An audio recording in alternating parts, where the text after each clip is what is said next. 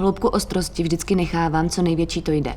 Ale když je to pták proti modré obloze, třeba letící nebo sedící na špičce stromu, tak si přicloním, aby co nejvíce vynikly barvy a aby to bylo co nejostřejší. Když jsem to natáčel, bylo venku asi -10 a ti ptáci měli hlad. Bylo tam takové zaplevelené políčko se spoustou semínek. Vlastně taková oáza mezi poli a oni se tam takhle sletěli.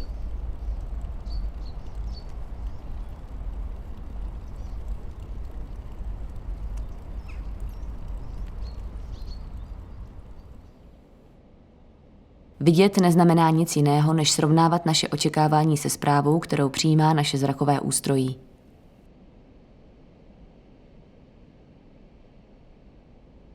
Udivující dokonalost čistě vizuálního napodobení je téměř vždy doplněna dokonalou kontextualizací, která ji dovršuje.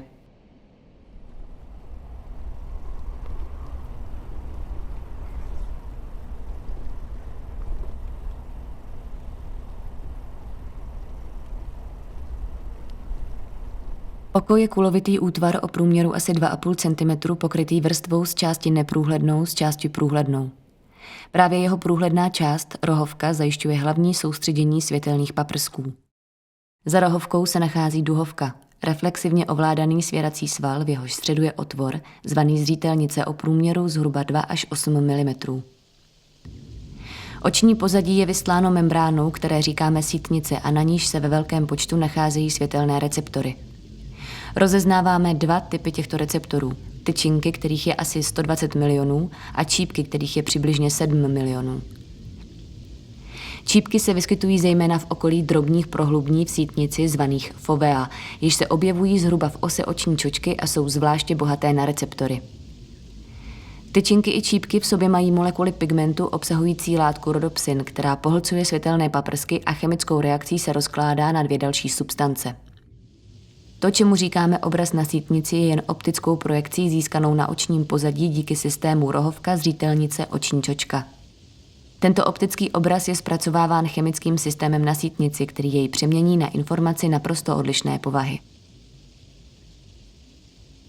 Pěvci obecně lítají ve vlnovkách, aby šetřili. V momentě, kdy vydechují, je okysličenost vyšší, takže si dělají malé pauzy, párkrát zaberou a pak padají. Tady spíše padají, protože se snaží dostat na zem. Tak zrovna tohle je třeba nevýhoda starého objektivu. Tady je to krásně vidět, jak ten pták zmizel. Letí a teď úplně zmizel.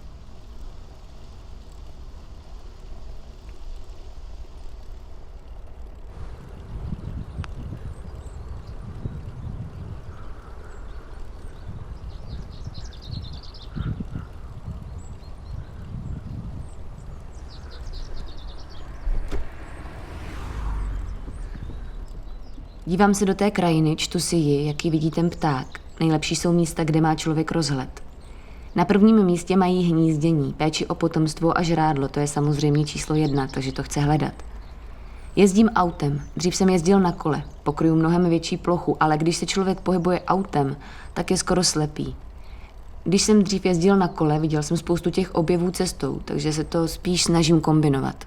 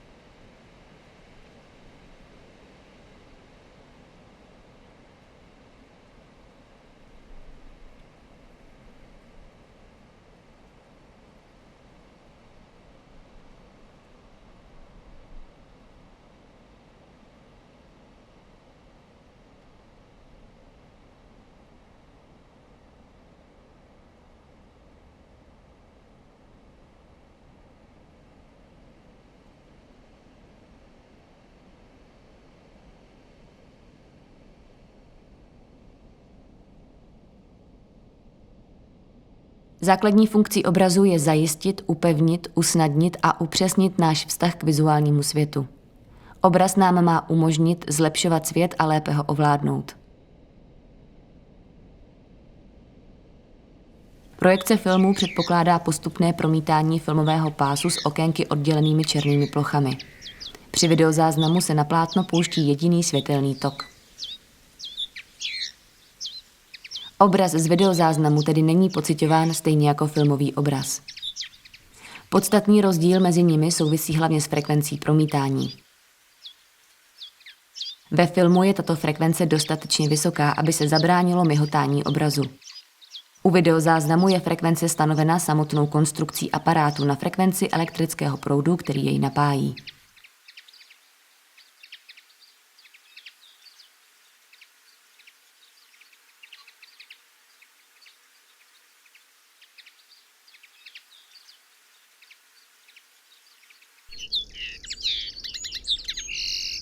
Tady je krajina trochu dozelená a ti ptáci proti světlému pozadí jsou pak nazelenalí a to je to nejhorší, co vůbec existuje. Ale skoro se to nedá odstranit, když člověk natáčí zelenou přírodu.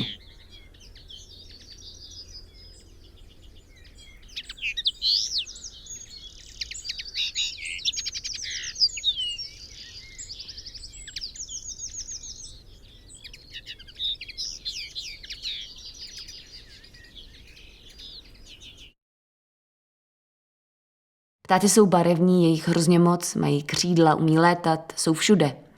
Ten vizuální obraz je vždycky jenom zachycení okamžiku, který se mi líbí. Taková snaha ho protáhnout, zvětšnit a ukázat ho dalším lidem.